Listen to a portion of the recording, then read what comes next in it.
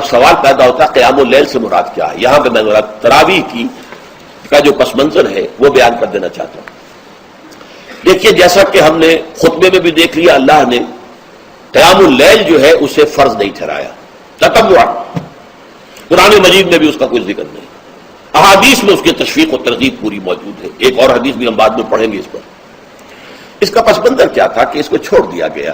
اب ظاہر بات ہے مسلمانوں میں کمزور بھی ہیں، مسلمانوں میں وہ مزدوری کرنے والے بھی ہیں، روزہ تو فرض ہے ان پر، چاہے مئی کا مہینہ ہے اور گندم کاٹنی ہے، روزہ تو پھر بھی رکھنا ہوگا، یہ سب کچھ.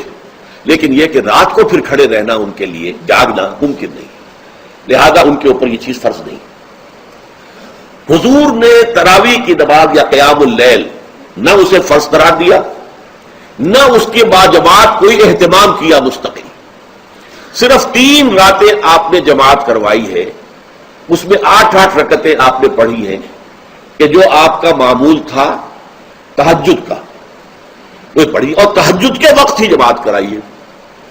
یہ ہے وہ حدیث. اس کے علاوہ کسی نماز تراویح جو ہے جو ہم پڑھتے ہیں 20 رکعتیں عشاء کے ساتھ متصل، اس کا کوئی ذکر نہ دور نبوی میں ہے نہ دور صدیق اکبر میں ہے. یہ دور حضرت عمر کی خلافت میں ہوا ہے، اور ہم نہیں کہہ سکتے کتنے سال کے بعد ہوا ہے. حضرت عمر رضی اللہ تعالیٰ عنہ کی خلافت کا دور جو ہے وہ تو 10 برس ہے، ہو سکتا ہے 5 برس کے بعد ہوا ہو، 6 برس کے بعد ہوا ہو، 12 ہوا ہے ان کے عہد میں. حضرت عمر ایک مرتبہ مسجد میں داخل ہوئے، مسجد نبوی میں، تو دیکھا کہ کچھ لوگ 8 10 12 جو ہے وہ ایک جو ہے حافظ کے پیچھے کھڑے ہوئے اور قرآن سن رہے ہیں، کچھ دوسرے کونے میں کھڑے ہیں، کچھ کہیں اور کھڑے ہیں، مختلف جماعتیں ہو رہی ہیں.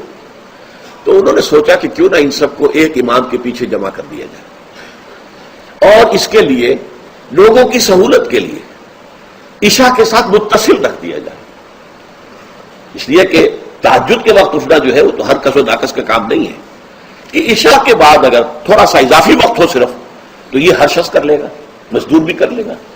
لہذا آپ نے یہ نظام تجویز فرمایا کہ عشاء کے متصل بعد 20 رکعت نماز پڑھی جائے اور ایک امام کے پیچھے پڑھی جائے.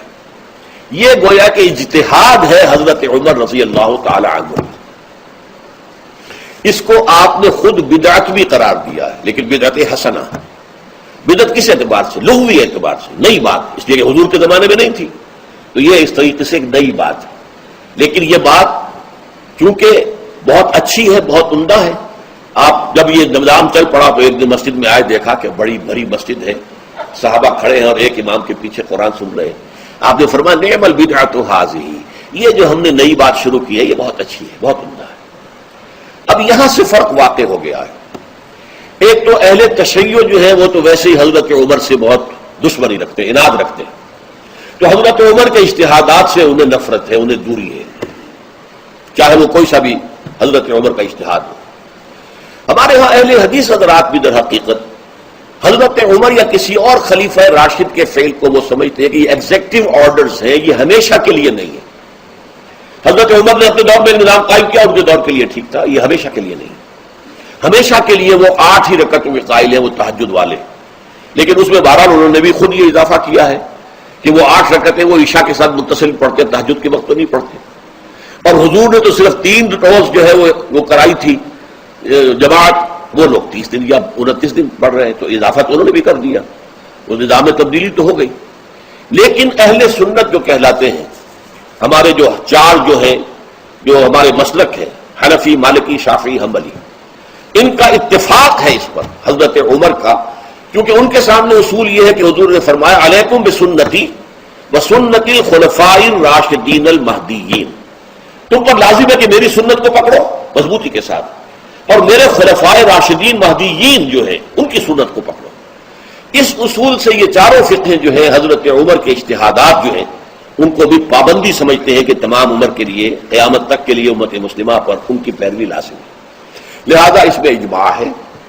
اور یہاں تک کہ یہ سب سے آخری جو اس میں مسلک پیدا ہوا ہے زمانی اعتبار سے، سب سے پہلے مسلک جو ہے حنفی پیدا ہوا ہے، پھر مالک کی پیدا ہوا ہے، پھر شافعی پیدا ہوا ہے، اور پھر حنبلی آخری ہے. اور امام احمد ابن حنبل بہت بڑے محدث بھی ہیں. مسند احمد ابن حنبل جو ہے وہ بہت بڑی کتاب ہے، بہت اہم کتاب ہے، جامع کتاب ہے. تو ان کے ہاں بھی 20 رکعتیں ہیں.